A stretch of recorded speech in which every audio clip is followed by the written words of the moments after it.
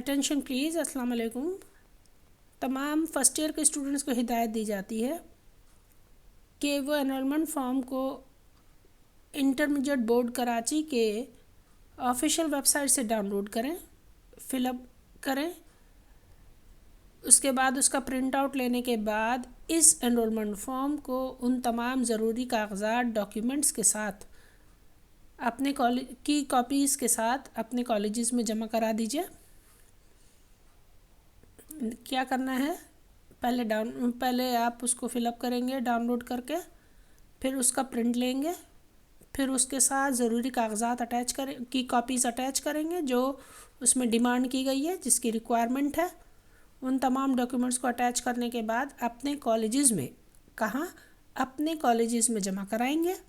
Last date है 31/12/2020।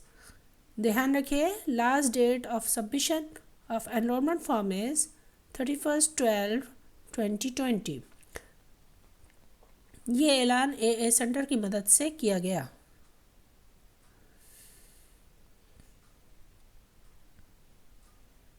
Thank you very much.